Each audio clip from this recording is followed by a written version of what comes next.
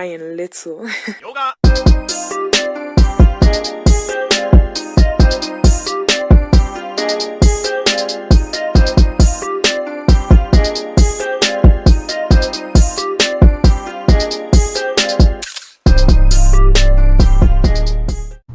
This is part 2 concerning Nia Wilson and her murder.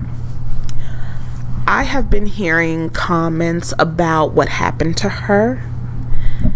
And there is another black lady who befriended a man who had HIV. He was a known white supremacist. He had swastikas. That should have been a big danger sign. But people have been dragging that woman through the mud, talking about why was she around him?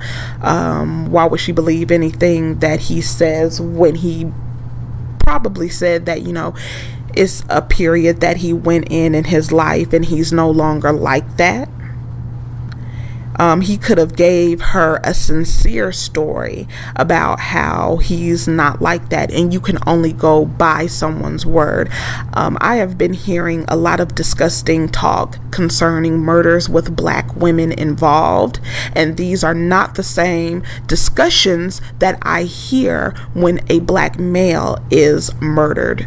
In the case of Stephon Clark, where they said black women need to just look beyond the comments and look beyond his non-black females' negative comments about them, and this is a bigger issue, but the same consideration is not given to black females, and this is why this man felt very comfortable in targeting her and knew that he could viciously kill her, turn around, wipe the blood off his blade, and just take off.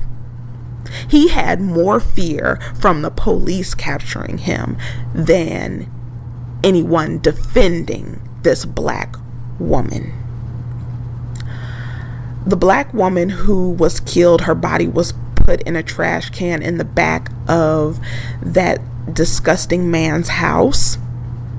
I don't blame her, because there is a lot of us walking around here that believe what we've been indoctrinated with in school with, that, this is a different time, this is a different world, that, slavery is over, people don't think like this, those were the people back in Jim Crow, and that's something that is indoctrinated from childhood and given to us, even though it's not true. We have to grow up, get information.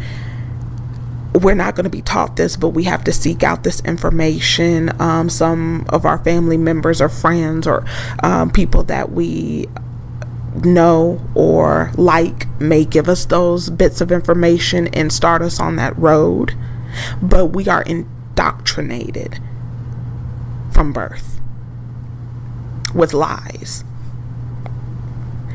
But that woman, they are talking about, she is a bed wench, she is a swirler, she deserved what she got, and why would she be angry with his HIV status? They talked about that woman. Basically, black women and black men were saying her death is her own fault, because she should have known that he was a fucking liar, that he was still a white supremacist, as if this man did not deceive this woman,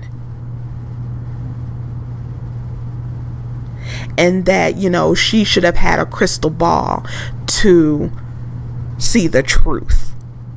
This is the most disgusting argument that I have ever heard. And when you apply it to other situations, you see how fucking ridiculous it is. People put more blame on the victim than they do the victimizer, the liar, the deceiver, the murderer. Take, for instance, this whole single mother rate in the black community. People will sit up here and say she should have picked better, she should have known he wasn't shit, she should have known this, as if he's putting his worst foot forward and showing that he's a not shit man. That's what attracted to her. The fact that he would walk up and punch her in the eye or punch her in the throat, that's what he led with, to know that he wasn't shit. It's the same thing. And putting the blame on the victim of the victimizer. This world is so backwards and upside down and deplorable. Oh, you should just know that every, white person is crazy.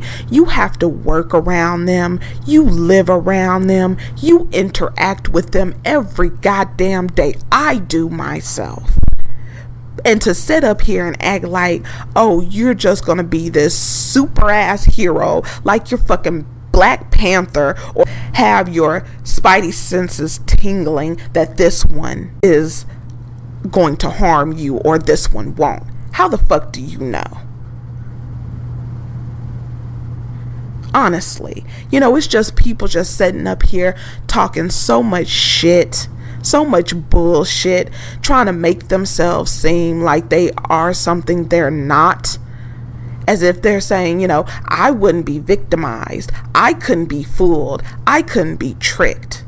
You a goddamn lie. You're sitting up here talking, making yourself something that you're not. You're not a fucking superhero. You don't have magical powers where you can see this person is good and this person is not. This person will do harm to you and this person won't. So I'm not going to demonize that woman for befriending someone who probably gave her this sob ass story about, this was in his past. He regretted he would never do something like that again. It's no different than in our community, a violent abuser, when they say that they would never do it again.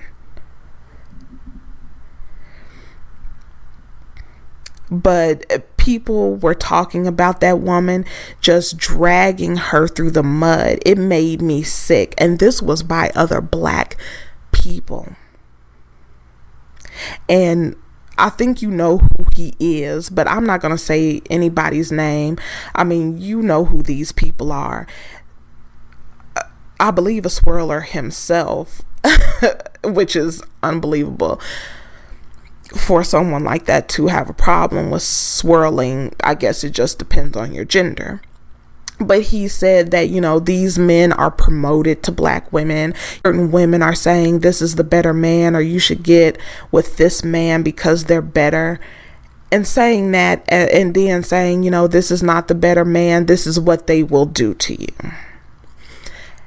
When we all know, just keeping it strictly within the Black community, Black women are killed and abused by their own the most. So that is bullshit. And to say that if you are in a relationship with or anything like that, regardless of if you agree with interracial dating or not, you have to look at the statistics to see, is it true, those claims? Black women are being harmed by their own men because they date and marry their own men.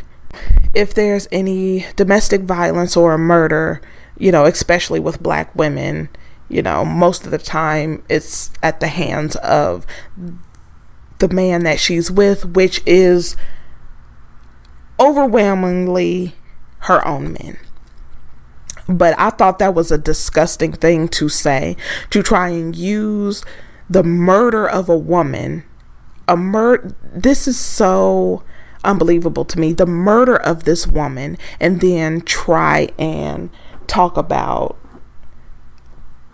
swirling and interracial relationships as if that has a damn thing to do with anything. And then with Nia Wilson, there was some people even trying to connect her with this man, as if she knew this man, as if she had any type of relationship with this man, and they wanted to know if she was connected to this man in any way. And even if she fucking was, the fact that you could come to the conclusion that this woman would deserve to have her life taken from her because she was associated with someone non-black is, you are what you call them: evil and deplorable. I've been hearing black women call themselves strong and independent, so why couldn't she protect herself? Now, this is the type of stuff that is coming from our community. Like I said, I expect the bullshit from non-black people. Come on now, what country do we live in? That's to be expected. But you people talking about we need to be on code, there's never going to be a code. There's never going to be a code because Negroes hate Negroes, period. And even with the case of the black man who was killed for trying to protect his family, saying, you know, people who claim black men are abusers and black men don't do anything. Look, this black man, that's one black man. We're talking about as a collective. Black women are not protected. And if you want to fight about it or talk shit about it, address Malcolm X, because he's the one who said it. If you don't like it, go talk to him.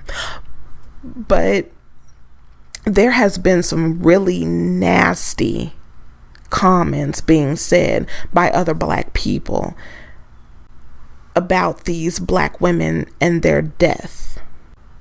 And I don't see the major outcry and the major push for black women who die, because Nia Wilson is, I don't see the same level of outrage across the nation as I did for some of the males that were killed. And I think that's very unfortunate, and it just says something to me.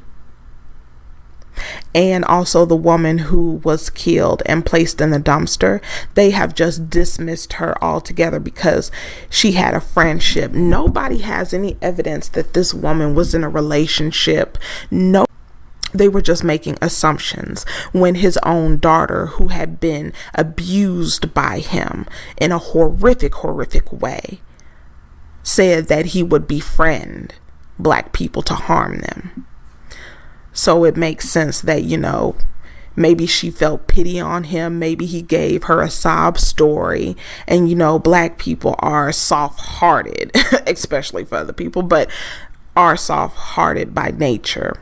And I could see, him being deceitful in that way to harm her. But it just bothers me, the rhetoric and language that is surrounding these cases, because they are black females, because I did not hear any of these questions being asked when someone like Stephon Clark, even though we saw the tweets and we knew how he felt, I didn't hear this being talked about as far as him. But I'll go ahead and leave it right here. Let me know what you think about the language within our community that's being said about these black women. Let me know what you think, and I will see you in the next one.